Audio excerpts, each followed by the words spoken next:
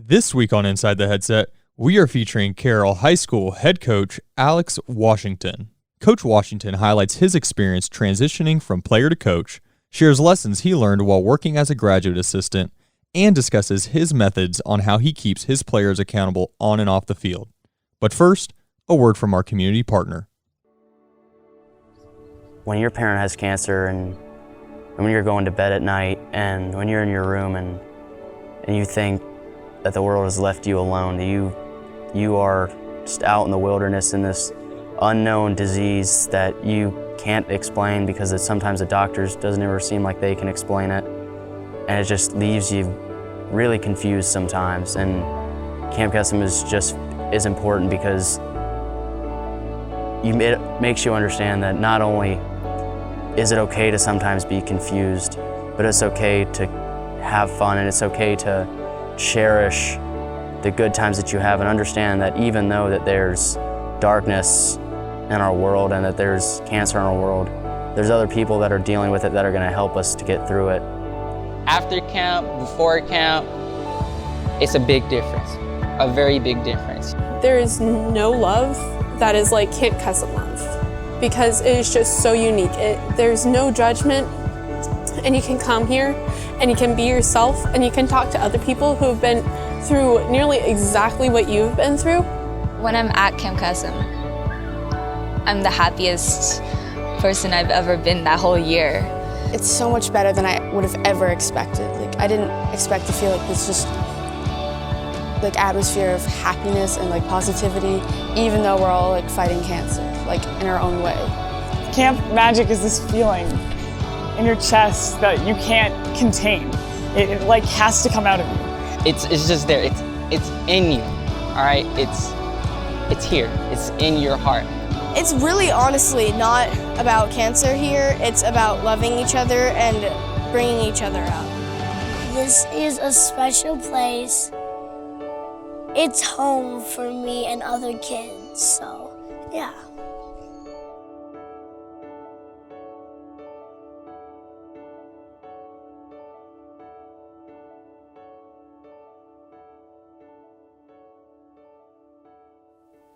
Coach Tank Washington, what's going on, man? How are you? I'm doing good. How about you? Doing good, man. It's good to see you, my brother. For those that don't know, I had the great opportunity to graduate assist with Coach Washington back in 2012 for one semester, and it was pretty early on when you could have two GAs on either side of the ball. It was kind of at the very beginning of that whole deal. So me and Tank were holding it down 2, 3 a.m. and 6 a.m. and 7 a.m. just trying to get it done, right? Oh, yeah. You're right. That was some long hours. Yeah, no doubt, man. Well, I definitely enjoyed spending those hours with you, man, and super proud of your career progress. And we're going to kind of talk about that. We're going to basically rewind back to the early days. You're the head coach right now currently at Carroll High School in Monroe, Louisiana. That's where you're born and raised, Monroe, Louisiana. That's where you played your high school football at. Now, you had the opportunity to be one of the top 25 recruits in the state of Louisiana, one of the top in the country, and you signed to Ole Miss and had a tremendous career, 2008 to 11, a couple combo wins, showed up in 38 games, played for Coach Ed Orgeron, played for Coach Houston Nutt. I think there was some transition there. Having your life circle around football, at what point in time did you say, man, you know what, I love this stuff so much I want to be a ball coach? When did you make that decision, and what were the circumstances that kind of pushed you that way? I got you. Well, I knew early on as a little boy that I wanted, my life to revolve around football, and I knew I wanted to be a coach. At what point in my life, I didn't know, but I was fortunate enough to have that opportunity as soon as I finished playing at Ole Miss. I had a great relationship with Coach Steve Former. And I met with Coach Berry and his staff, and they let me know if they had a spot available when it was time for me to finish, I could be a part of the staff. So, in God's eyesight, everything lined up right for me. Yeah. Yeah. Well, for a lot of people that don't recognize the relationship, it's easy for me and him to have this conversation because that staff was actually a staff we were on. Todd Berry, who was our executive director, was currently the head coach at ULM. Steve Farmer was our offensive coordinator. And you mentioned you had a great relationship with Coach Steve Farmer. What he was not at Ole Miss ever. So when did you establish that relationship with him, and then when did you start putting that bug in his ear that you wanted to coach? So that opportunity could come to fruition. Well, we established a relationship when I was in high school because he was an offensive line coach at ULM at the time. We stayed in connections all through when I was in school. When I would come home on break, I would come by there and holler at him. We just always kept in touch. The relationship was there. Yeah. Now, I've watched you in I call him Steve, but I watch you and Coach Farmer over the years have a great relationship. What in your eyes as a current player at the time, what was the main point of maintaining that relationship? Obviously, you always could have had the opportunity to transfer out of Ole Miss if things weren't going your way. You come back home and play ball at ULM. But beyond that, from a standpoint of coaching, was that kind of the reason that you maintained that relationship? Well, I think he took interest in me as a person. It was deeper than just me being an offensive lineman and recruit could possibly be part of their program. We always stayed in touch. We always checked on each other. So I think building that relationship has been tremendous in my life. Yeah, well, that's great to hear, man. And that, obviously, I know how impactful Steve Farmer has been for my career personally. Mm-hmm. That's pretty cool to hear that. I mean, because I've known you for a long time, and obviously I knew you knew Coach Farmer. I knew that's how you got in, but I didn't realize that you guys had kind of had that, a legitimate friendship that maintained throughout those years like that. Now, just talk a little bit about that process, though. Okay, you just finished playing at Ole Miss. I don't know if you chased the NFL route, but what was kind of that next thing? Did you just pick the phone up and say, "Hey, Coach, I got something over there"? Was it one of those type of deals, or did that play out a little differently? Well, we met. I think it was in the spring break of 2010. I was at home in Monroe on spring break, and they were in the middle of spring football. So I came by and met with Coach Foreman and staff, and basically they extended that opportunity to me at that point. Okay. And luckily, once I finished in the fall of 2011, and then for camp 2012, I was at ULM. So it kind of happened fast, but I think we did the groundwork early on. That's good, man. Just out of curiosity, man, look, you see a lot of players actually take that GA role at their current institution, at Ole Miss. I know you were able to be around Coach Nutt. I know you had two coaches, and sometimes if you have a coach on the tail end, you don't build that great rapport with him. But you had Coach Nutt for 3 years as your head guy. No reason you didn't pursue a GA there, or did you just kind of know you had that ULM thing in your back pocket back at home? Well, our staff got fired at Ole Miss. Okay. So it was a new staff coming in as we were leaving out. Okay. So we didn't have that relationship with those guys, but luckily, I already had to connect with Coach Berry and Coach Farmer at ULM. That's awesome, man. Now, you make the transition, and like you said, it was relatively quick. You got through playing. You pretty much were playing that season knowing, granted everything went the right way. You kind of had a GA position lined up. Now, many people don't even know they want to coach their senior year in college, and let alone have anything lined up. So pretty much it was a very fast turnaround. You had the spring semester. Next thing you know, I think I met you in the office for the first time around August. So about 8 months between being a player and now you're a coach, Division I university. I mean, that season we're playing Alabama or Arkansas, and I don't think we played Alabama. It was Arkansas and Baylor, and we had a couple big games and all that kind of stuff. What was your biggest learning curve? Like, what was that transition like for you to realize the fast pace of what went on behind the scenes of football? As a player, you don't get to see all the long hours. You come in, you have your set schedule, but the coaches and the GAs have a total different schedule. And I think, transitioning from a player to being a GA, it was tough at first. I think I remember my first night when I was at ULM. It was Sunday. We was getting ready for that Arkansas game. I went home early, and the coaches was everybody else was still in the office. Coach Farmer called my phone. "Where you at, man?" But from that point on, I think I picked it up, and we had a great year that year, and the next year we went on to be successful as well. But I think it's just learning what to do and how to do is the biggest thing.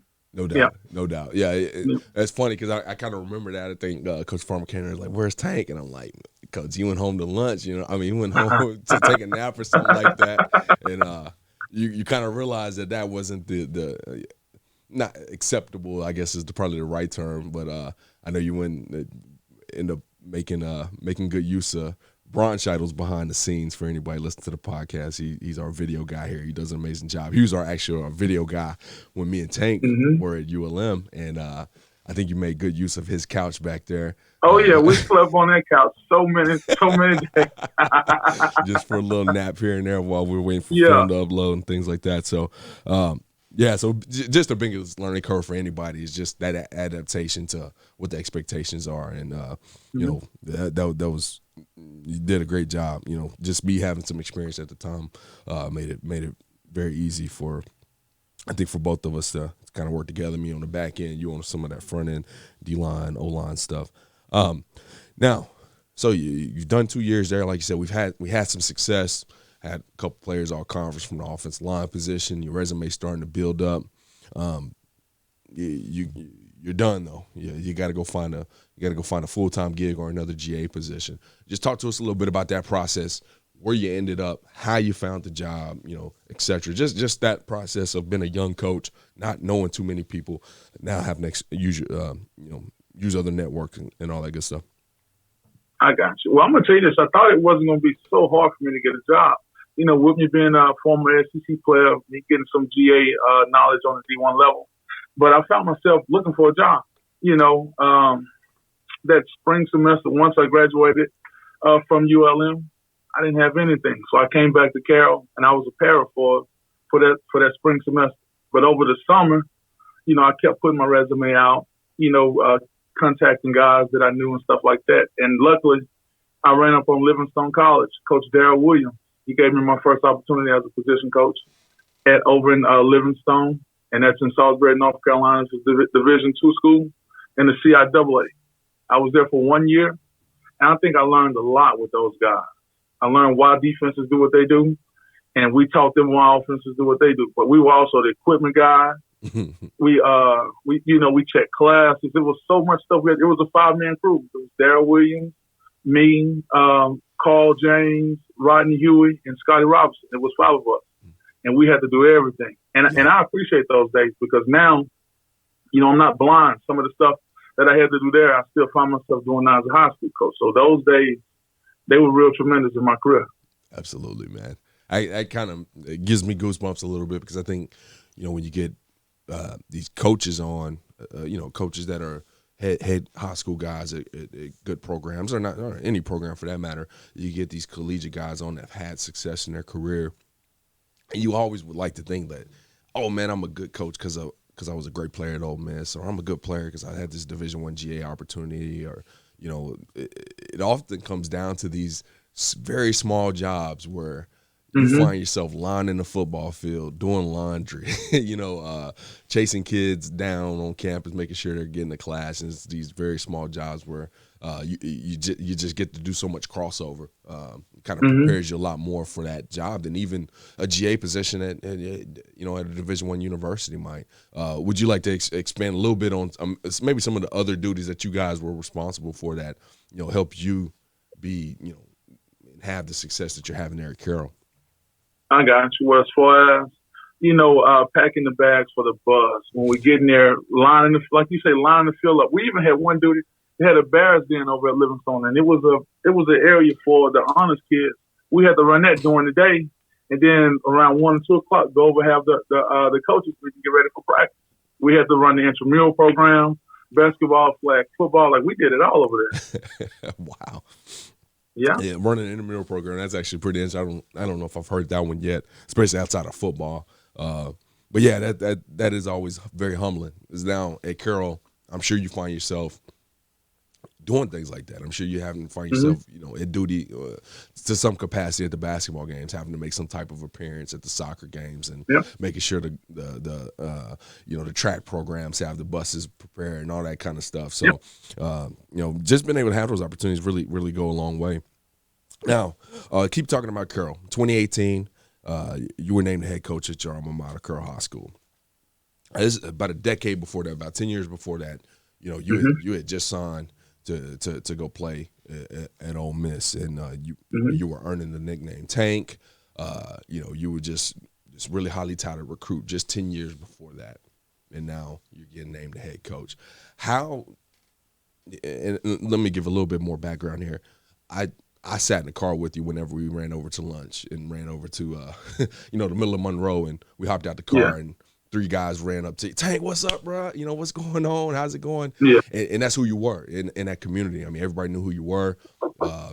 They didn't run up to you and say Coach Washington by any means, not from a respect standpoint, but just that's who you were around there. How do you take a job in your hometown and kind of shake away some of the some of your past? And not saying their past wasn't great. I mean, you're a great football player there, but hey, I'm not Tank anymore. I'm Coach Washington. I run the Carroll football program. What did you do to make sure that people kind of respected you in that term and not just always thought of you as an Ole Miss guy? I think I always tried to keep my name clean. As a young kid growing up, I didn't get in much trouble. Through my playing career, I didn't get in any trouble. And in my adult life, I've always tried to make sure I do things the right way. So when it became time for me to be, the head of something, they wouldn't think of me as a negative guy or anything like that. So, it's been tough being Tank and Coach Washington at the same time here. Right. Because a lot of the kids that I've coached, I knew them growing up. Right. As they were young kids coming and watching me play football here at Carroll.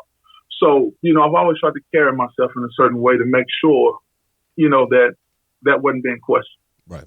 Well, that's extremely important. I know making that transition is not always easy. And, and you said you were always kind of aware of that, knowing that you wanted to be a coach, probably having a dream to be back at your alma mater at some point in time. You may have had that in your forethought, but everybody's not, doesn't have the same opportunity. So that's important to note, just being able to delineate, that past player versus your current position as a coach.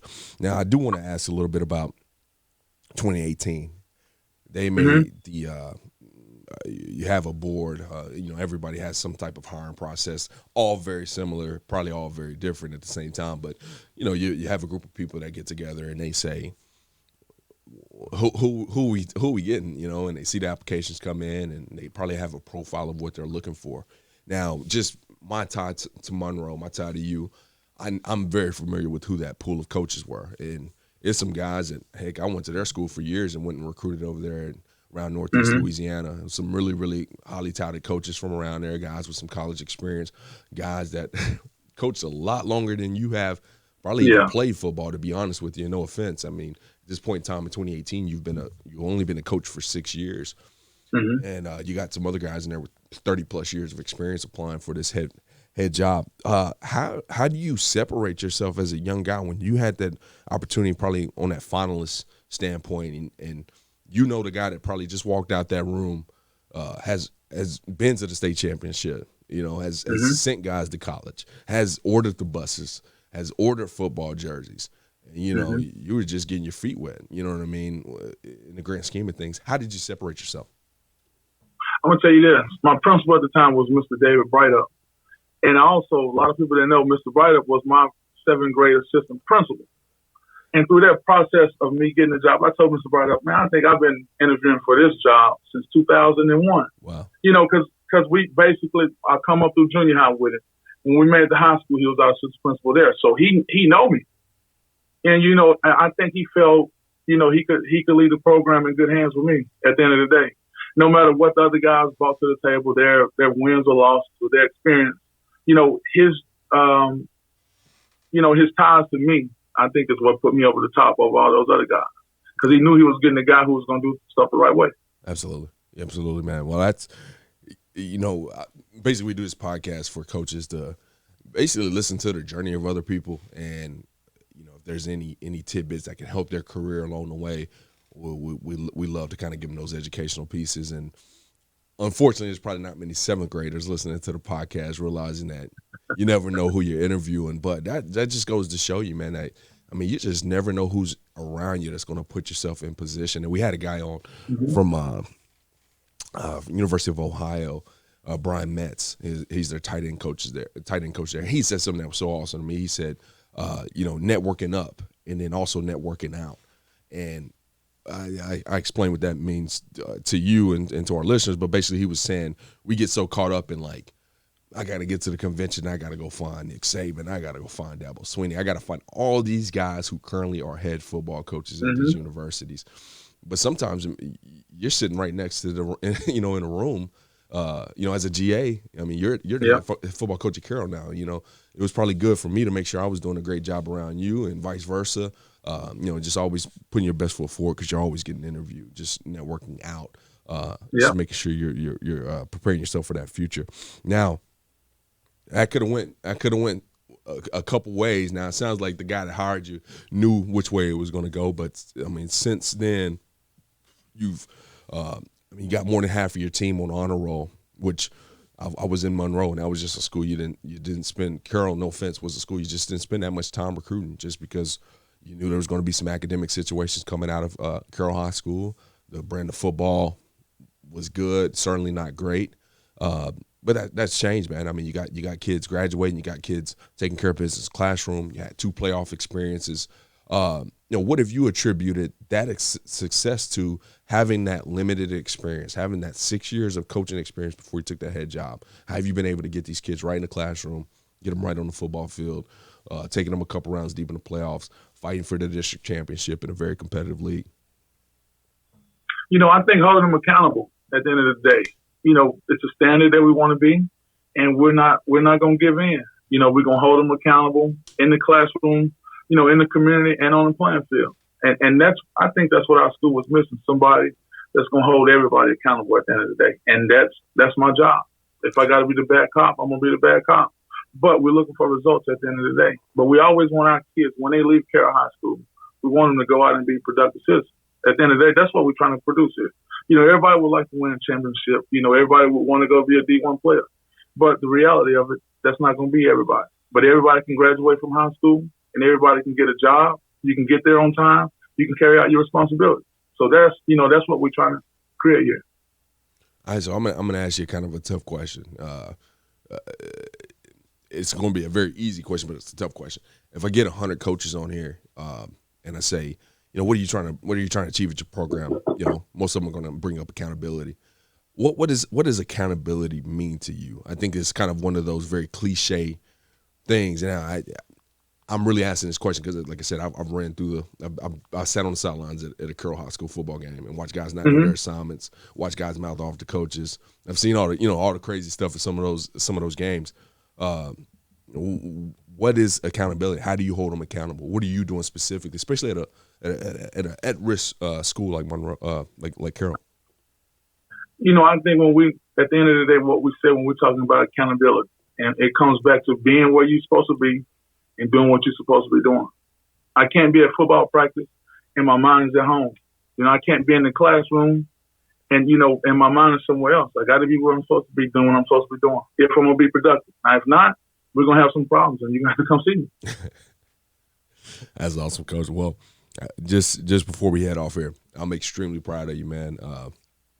Like I said, just especially winding back to that first time that you were at home and we trying to get ready for the game plan, and you were wet behind the ears, just seeing the progress, over that year, the next year, watching you in Livingstone, watch you come back to your hometown and then get that head job and then seeing the success you had. Super proud of you, brother. If there's anything we can do to help you out, man, just, we're a phone call away, man. For sure. Thank you. All right, man. Best of luck to you, and we'll make sure to share all your contact information. I know you're not a huge Twitter guy, so we'll throw your email on there just in case somebody listens to the podcast and has some questions or anything regarding recruiting or anything like that, man. Sound good? I got you, for sure. Well, thanks for having me on. All right, man. Have a good one. All right, take care. Thanks for listening to this week's episode of Inside the Headset. If you heard anything on this episode that you would like to learn more information about, head over to afcapodcast.com, where you can find every episode and all of the corresponding show notes. While you're there, take a second to rate, review, and subscribe to the podcast. If you have any questions, comments, or suggestions for the show, please let us know by sending an email to podcast@afca.com. Make sure to follow the podcast on Twitter at Inside the Headset and tag it when you share each episode. You can stay up to date with all things AFCA by following the @WeAreAFCA Twitter account. Every episode of Inside the Headset can also be found on your favorite audio streaming platforms such as Spotify, Apple Podcasts, and YouTube. If you are not currently a member of the AFCA, be sure to find us online at afca.com and apply to join over 10,000 NFL, college, and high school coaches from around the country who are striving to be the best they can be. With an AFCA membership, you gain invaluable access to the annual AFCA convention, the bi-monthly magazine, and the new and improved digital library, which contains thousands of videos and articles contributed by hundreds of current and former football coaches. You can also visit afcainsider.com to sign up for our free weekly email newsletter on the right-hand side of the screen. It comes out every Tuesday at lunch and is filled with great articles and stories written by many of the same coaches you hear on the podcast. It's geared to help you become a better coach tomorrow than you are today. Be sure to connect with me on Twitter at Coach Mario Price, and remember, the AFCA is not just an annual convention.